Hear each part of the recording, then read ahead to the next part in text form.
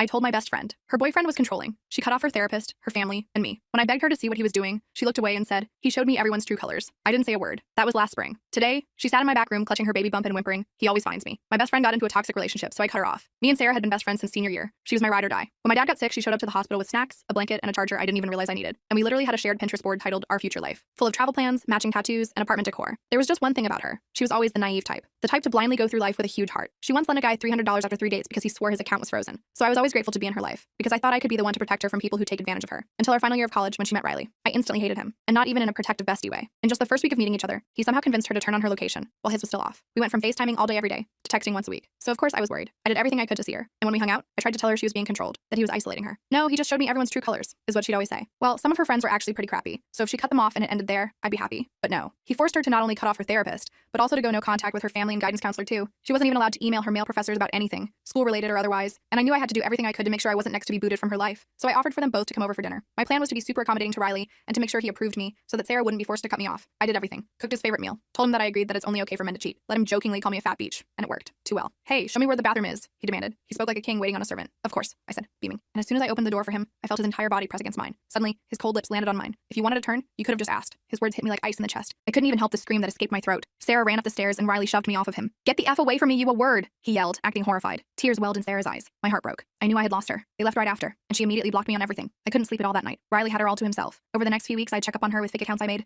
I noticed she stopped posting any photos of herself and unfollowed every single male on Instagram, including her godfather. But life goes on, I guess. And I ended up getting my dream job as a fashion designer in a shop nearby. I still thought about Sarah almost every day, though. And whenever I was sad, I'd scroll through our saved media and our chat together. It always made me laugh. I never saw her again. Until a year later, that is. She came into my store, and the first thing I noticed was her baby bump. My eyes widened, because she was very pregnant. The second our eyes met, I could feel how tired hers were. "Hey, Sarah!" My voice couldn't hide my joy. She didn't say anything, just put a white dress down on the table in front of me. A crease formed between my eyes as I inspected the dress, and that's when I saw it. Blood marks. I figured it was just period blood and had no idea why she'd come to me. But then I looked up at her again. Tears rolled down her chin, one after the other. I looked at her a little closer, and noticed a bruise that looked like it had been covered up with concealer on her shoulder. "I embarrassed him," she said, voice shaking. I just stayed silent, giving her room to continue. Turned out they had gone to one of his company events together. She wore the white maternity dress, and all his coworkers and their wives were calling her disgusting for flaunting her pregnancy in front of everyone. So he hit her, over and over. My stomach caved in. I rushed her into the staff room and grabbed her phone. Her password was still the same, so I turned off her location. I told her to wait until my shift was over, and I'd drive her to mine, for as long as she needed. She didn't respond, just gave a silent nod. But there was something she didn't know. In the year that we didn't talk, I had built up a lot of hate towards Riley. I had probably imagined 100 different ways of ruining his life, and now it was finally time to execute. I couldn't focus on anything for the rest of my shift. I kept checking on Sarah in the staff room every 15 minutes. My manager Jamie kept giving me weird looks, but I just told her I wasn't feeling well. When Sarah fell asleep on the small couch, I finally breathed a little. She looked so exhausted, one hand resting protectively over her baby bump, her dark hair falling across her face. The fluorescent lights made the bruise on her cheekbone look even worse than it had when she first stumbled into the boutique 2 hours ago. My shift ended at 6, and I gently woke Sarah up. She startled awake, eyes wide with panic before recognizing me. That reaction alone told me everything I needed to know about what her life had been like. Her fingers trembled as she pushed her hair back,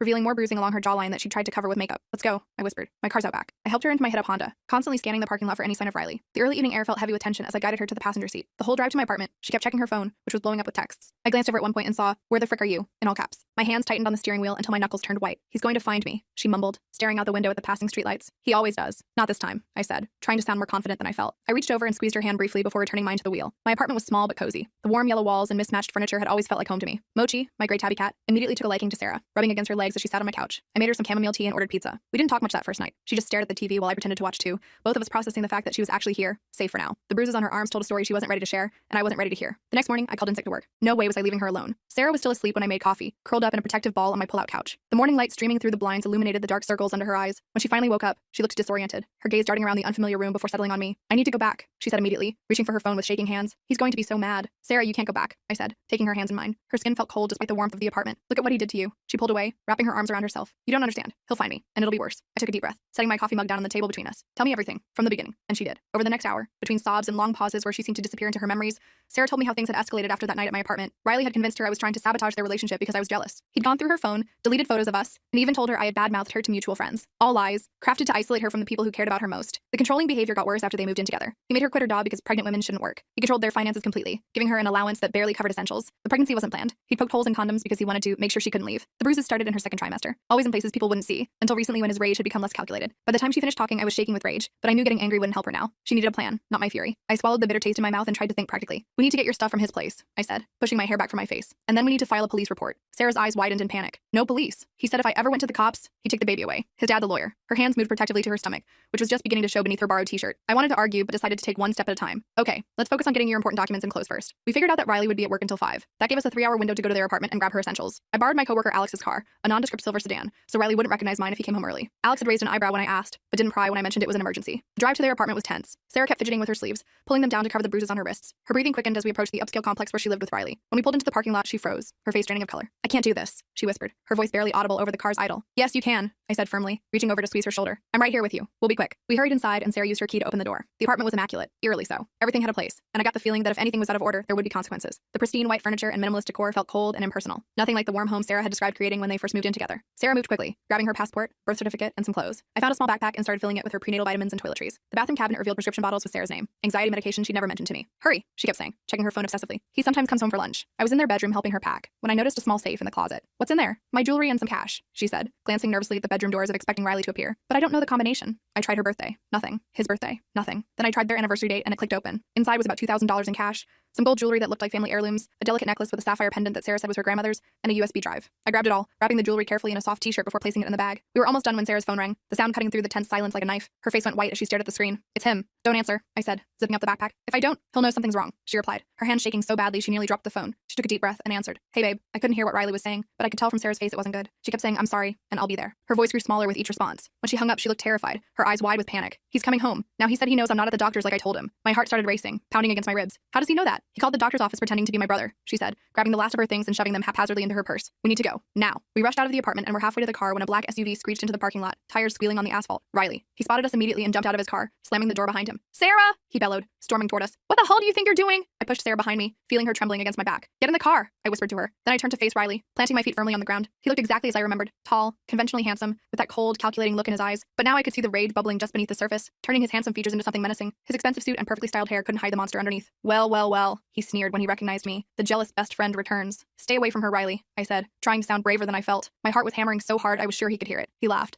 a hollow sound that sent chills down my spine. This is between me and my fiancé. This doesn't concern you. His eyes darted past me, searching for Sarah. It does when you put your hands on my friend, I shot back, standing my ground despite the fear coursing through me. His face darkened, a muscle twitching in his jaw. She tell you that? Sarah's always been dramatic. Pregnancy hormones making her crazy. He took a step closer, towering over me. I heard the car door open behind me. Sarah had gotten in.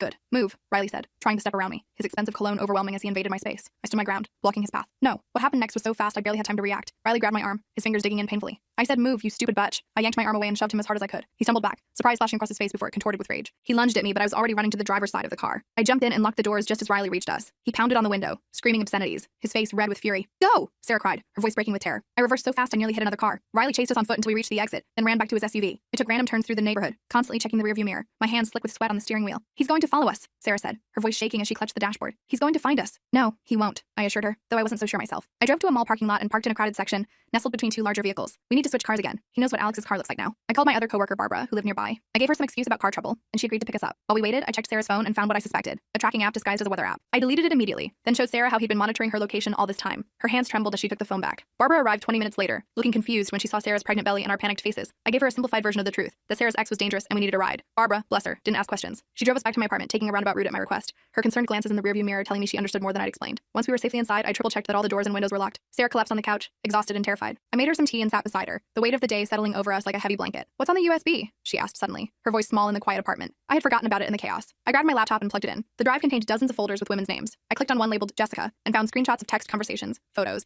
and what looked like a schedule of someone's daily routine. The next folder, Amanda, contained similar stalking materials. Oh my God, Sarah whispered, her face pale in the blue light of the screen. These are his exes. I opened more folders. Some contained explicit photos that were clearly taken without consent. Others had detailed notes about the women's vulnerabilities. One had debt problems, another had immigration issues. The last folder was labeled Sarah. It contained everything from her social security number to photos of her sleeping. There were even screenshots of conversations between us from years ago, before she'd even met Riley. He's been stalking all these women, I said, feeling sick to my stomach. This is evidence. Sarah stared at the screen, her hand over her mouth. There are so many. I copied everything to my laptop, then hid the USB in a tampon box in my bathroom. We needed to go to the police, but I knew Sarah wasn't ready yet. She was still terrified of Riley's threats about taking the baby. That night, I made up the pull-out couch for myself and gave Sarah my bed. Neither of us slept much. I could hear her tossing and turning through the thin wall. Around 3 a.m., headlights swept across my bedroom wall as a car pulled up outside. I peeked through the blinds and saw Riley's SUV idling across the street. My blood ran cold. He found us, I whispered to Sarah, who had joined me at the window, her nightgown billowing around her in the air from the heating vent. How? She asked, panic rising in her voice. I thought about it. Your prenatal vitamins. The prescription label has my address on it. We watched as Riley got out of his car and approached my building. I grabbed my phone, ready to call 911, but Sarah stopped me, her fingers wrapping around my wrist. Wait, she said. If we call the police, they'll just talk to him and leave. Then he'll be even angrier. She was right. We needed more than a temporary solution. I texted my neighbor Robert, an off-duty security guard who lived across the hall. I gave him a quick rundown of the situation, and bless him, he immediately went downstairs to check on a noise complaint. I watched from the window as Robert confronted Riley in the parking lot. After a tense conversation, Riley got back in his car and drove away. Robert texted me that he'd told Riley he had the wrong address and that the building had security cameras everywhere. It wouldn't keep him away for long, but it bought us time. The next morning, I called Jamie and explained enough of the situation that she gave me a week off work. Sarah was a nervous wreck, jumping at every sound. Riley had been calling her nonstop, alternating between threats and apologies. I finally convinced her to turn off her phone completely. We needed help, and I knew just who to call. Jennifer, my college roommate, now worked as a victim advocate at a domestic violence shelter. She came over that afternoon and spent hours talking with Sarah, explaining her options and the resources available. By the end of their conversation, Sarah had agreed to file for an emergency restraining order. The process was intimidating. We went to the courthouse the next day, where Sarah had to detail the abscess in excruciating detail. I sat beside her, holding her hand as she described the escalating violence. The judge granted the temporary order, which would be served to Riley that day. It wasn't a perfect solution, but it was a start. That night, Sarah seemed a little lighter, like she could finally see a way out. We were making dinner when my phone rang. Unknown number. Hello? I answered cautiously. Is this OP? A woman's voice asked. Yes. Who's this? My name is Amanda. I think we have a mutual problem. My heart skipped a hit. Amanda. One of the names from the USB drive. How did you get my number? I asked. Riley's been served with a restraining order. Your name was on the witness list, she explained. I've been monitoring his cases. I'm not the only one. Amanda told me that several of Riley's exes had formed a support group. They'd been gathering evidence against him for months, but were too scared to come forward individually. When they heard about Sarah's restraining order, they saw an opportunity. We want to help, Amanda said. All of us. The next day, I met Amanda and 3 other women at a coffee shop across town. They all had similar stories. Riley had charmed them, isolated them, and absed them. Each had evidence, texts, emails, photos of injuries. Together, it painted a damning picture of a serial abuser. He's escalating, said one woman named Mary, her dark eyes serious as she showed me photos of her own bruises from 2 years ago. What he did to me was bad, but what he's doing to Sarah is worse. They agreed to give statements to support Sarah's case. It felt like we finally had a fighting chance. But Riley wasn't going down without a fight. The next day, he showed up at my workplace. Jamie called me in a panic, saying he was making a scene, claiming his mentally unstable pregnant wife was hiding with me and needed medical attention. I told Jamie to call the police and not to tell him anything. By the time I called Sarah to warn her,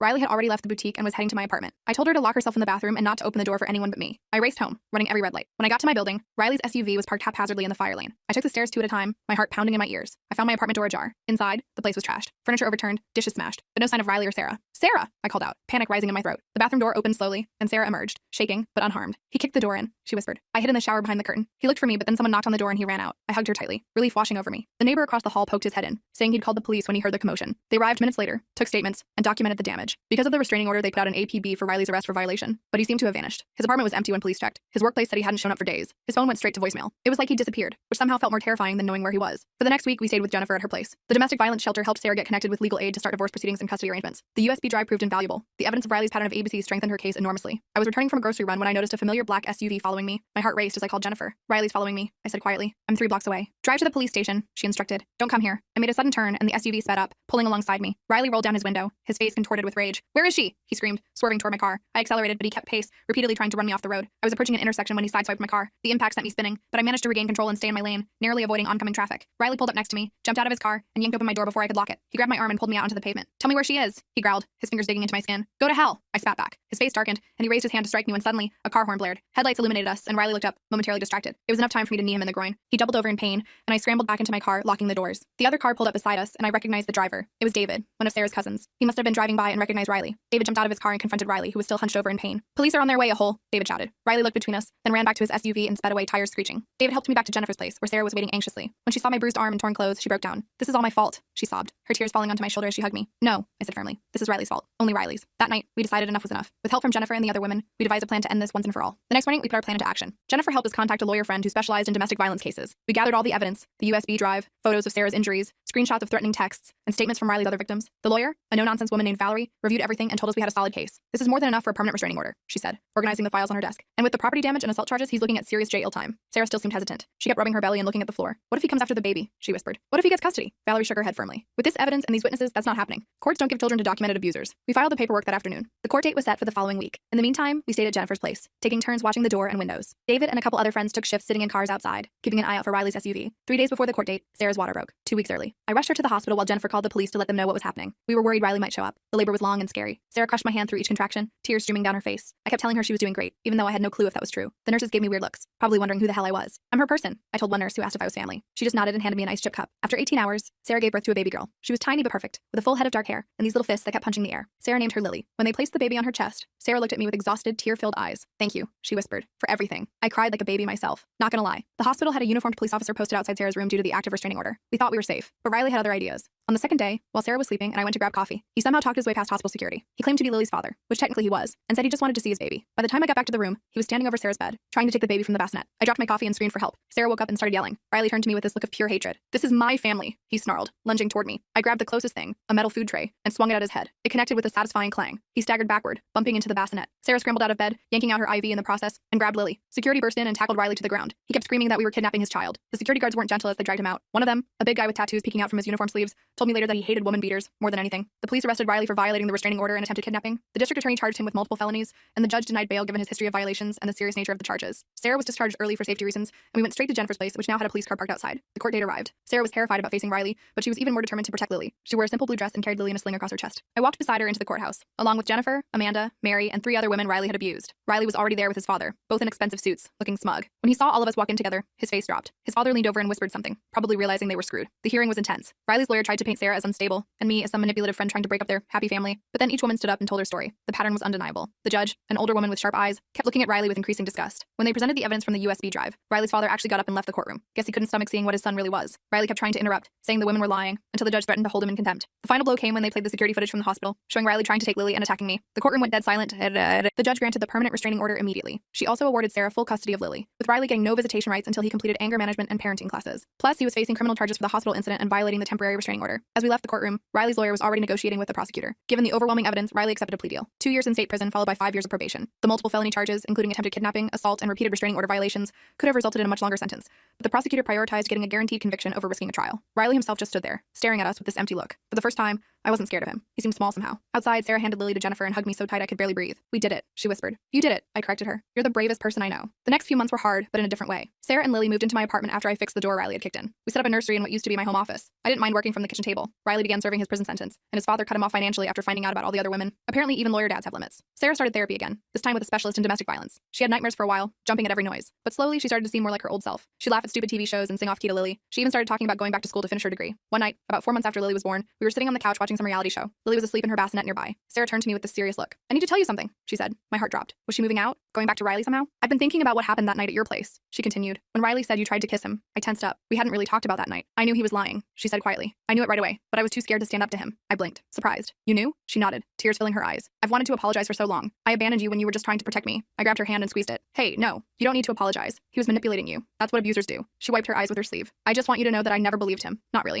And I'm so sorry it took me so long to get away from him." We hugged for a long time after that. Lily woke up and started fussing, so we both went to check on her. Sarah picked her up and rocked her gently. "Want to hold your goddaughter?" she asked me. I nearly choked. "Goddaughter? Well, yeah," Sarah said like it was obvious. "Who else would I pick?" I took Lily in my arms, this tiny human who somehow already had my whole heart. She grabbed my finger with her little hand and held on tight. A few weeks later, we revived our old Pinterest board. Our future life got some updates, baby-friendly vacation spots, toddler bedroom ideas, and a whole section on single mom hacks. We still had our matching tattoo plans, just pushed back a few years. Sarah found a part-time job at a bookstore that had a daycare area where Lily could stay while she worked. I kept my job at the boutique, but picked up some freelance design work on the side to help with expenses. We made it work. The other women from Riley's past became like family. We had monthly dinners where everyone brought food and shared updates on their lives. Amanda got engaged. Mary started her own business. Everyone was moving forward. 1 year after Lily was born, we threw a big birthday party at the park. All our friends came, including Jamie and Barbara from the boutique, David and his girlfriend, and Jennifer with her new puppy. Sarah's parents were there too. She'd reconnected with them after leaving Riley. As I watched Sarah help Lily blow out her birthday candle, I thought about how much had changed in 2 years. From losing my best friend to gaining a whole family. From feeling helpless to finding strength I didn't know I had. That night, after everyone left and Lily was asleep, Sarah and I sat on the balcony with glasses of cheap wine. "Remember our old plans?" she asked, scrolling through our Pinterest board on her phone. "Greece and Japan? Still gonna happen," I said confidently. "Just with a tiny third wheel now." She laughed, then got serious again. "I don't think I ever thanked you properly for not giving up on me." I shrugged, embarrassed. "That's what friends do." "No," she said firmly. "Most people would have walked away. You didn't." I didn't know what to say to that, so I just clinked my glass against hers. "To us," I said. "To us," she echoed. "And to Lily, who's going to grow up surrounded by badass women who have her back." I smiled, thinking about the future stretching ahead of us. Not perfect, but ours. And Riley-free. Last week, I was organizing some old photos and found one from senior year. Me and Sarah making stupid faces at the camera, arms around each other's shoulders. I framed it and put it on the shelf next to a new one. Me, Sarah, and Lily at the beach, all wearing matching sunglasses. Sometimes I think about how close I came to losing my best friend forever, how Riley almost succeeded in destroying her. But then I look at Sarah now, laughing, strong, free, and I know that some bonds can't be broken, no matter how hard someone tries.